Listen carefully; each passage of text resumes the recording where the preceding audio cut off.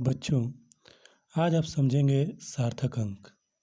इसको इंग्लिश में significant figure कहते हैं। वे अंक, इसका परिभाषा है वे अंक जो किसी भौतिक राशि के शुद्ध मापन को व्यक्त करते हैं, सार्थक अंक कहलाते हैं। इसका मतलब कि जब हम मेजरमेंट करते हैं तो उस मेजरमेंट को जितने शुद्धतम अंक तक लिखते हैं, उस अंक को ही हम सार्थक अंक कहते हैं। सार्थक अंक पहचानने के नियम। हम सार्थक अंक को कैसे पहचानेंगे कि किसी संख्या में कितने सार्थक अंक हैं। इसके लिए कुछ नियम हैं, उन नियमों को आपको समझना है। सबसे पहला नियम है, अशून्य अंकों से बनी संख्या के सभी अंक सार्थक अंक होते हैं। इसका मतलब ये है कि शून्य को छोड़कर जितनी भी संख्याएं हैं, उनसे बनी जो भी संख्या होगी वो उसमें जितने भी अंक होंगे वे सभी सार्थक अंक कहलाएंगे। जैसे 256 है, इसमें 256 में अगर कोई पूछे आपसे कि सार्थक अंक कितने हैं, तो आप इन संख्याओं को काउंट करेंगे, इन अंकों को काउंट करेंगे 1 2 3, यानी कि इसमें 3 सार्थक अंक हैं। इसी तरह से अगर इसमें दशमलव भी लग जाए, इसके बाद भी इसमें सार्थक अंकों की संख्या 3 ही होगी। जैसे 2.39 है तो इसमें भी 3 है। 22.56 है तो इसमें भी जो सार्थक अंक हैं वो 4 हैं और इसमें सार्थक अंक 4 हैं। तो उपरोक्त में सार्थक अंक हैं 3 3 4 4, यानी कि मैंने इसको दिखाया है कि इसमें 3 है, इसमें भी 3 है और इसमें 4 और इसमें भी 4 सार्थक अंक हैं। इसके बाद दूसरा नियम है, अशून्य अंकों के बाईं ओर शून्य हो तो शून्य सार्थक अंक नहीं होते। बाईं ओर का मतलब ये जैसे अंक दिए गए हैं, इधर अगर शून्य है तो ये सार्थक अंक में नहीं गिने जाएंगे। जैसे इसमें कोई पूछे आपको कि सार्थक अंक कितने हैं इसमें, तो आप सिर्फ संख्याओं को काउंट करेंगे, अंकों को काउंट करेंगे 1 2 3, यही आपके सार्थक अंक हैं। तो इसमें हमने लिखा है, देखिए में 3 सार्थक अंक हैं। इसी तरह से इसको भी हम काउंट कर लेंगे। ये 0 0 का कोई मतलब नहीं है। 256 ये सार्थक अंक है।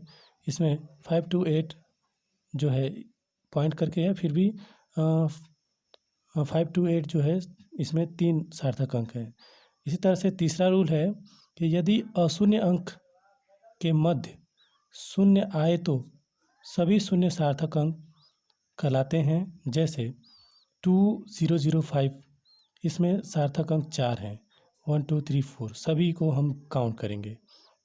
इसी तरह से 00.05603, तो इसमें अगर सार्थक अंक कोई पूछे तो इसको हम छोड़ देंगे और ये हम काउंट कर लेंगे 1 2 3 4, इसमें 4 सार्थक अंक है। इसी तरह से इसमें 1 2 3 4 5 6, इसमें 6 सार्थक अंक हैं।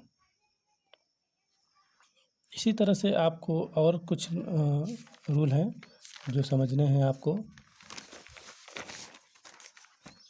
अब चौथा नियम है कि अशून्य अंक के दाईं ओर के सभी शून्य सार्थक अंक कहलाते हैं। जैसे 2500 अगर दिया है तो इसमें सार्थक अंकों की संख्या 1 2 3 4 होगी।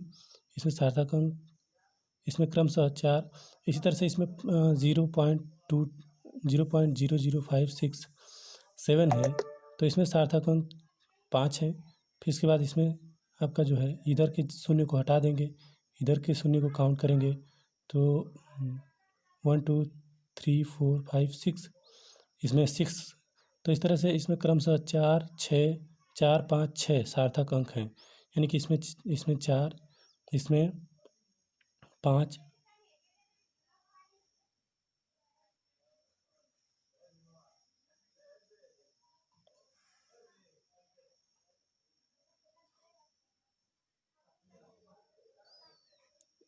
इसमें आपको 0 बढ़ा लेना है।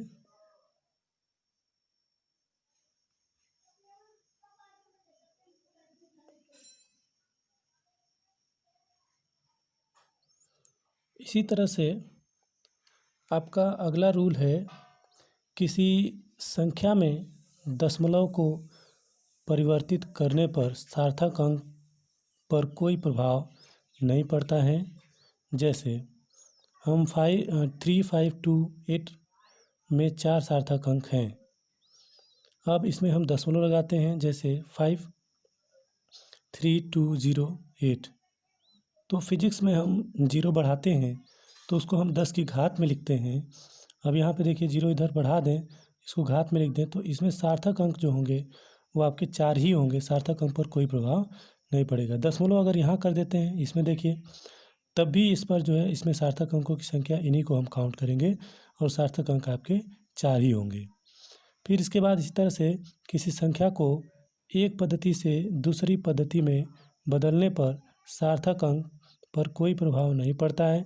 जैसे 15 किलोमीटर में 2 सार्थक अंक हैं।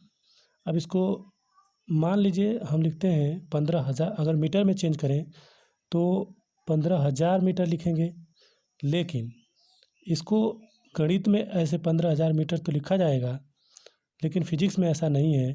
फिजिक्स में हम इसको लिखते हैं 15 × 10⁻³ जैसे यहाँ दिखाया गया है। 15 × 10⁻³ मीटर, और इसमें सार्थक अंकों की संख्या हम इसी को काउंट करेंगे, ये हो गए 2। इसी तरह से अगर हम सेंटीमीटर में चेंज करें तो 15 × 10⁵ होगा सेंटीमीटर, और इसमें भी सार्थक अंक होंगे 2। तो ये है आपका सार्थक अंक। इस तरह से हम सार्थक अंकों को पहचानते हैं कि किसी दी हुई संख्या में कितने सार्थक अंक हैं।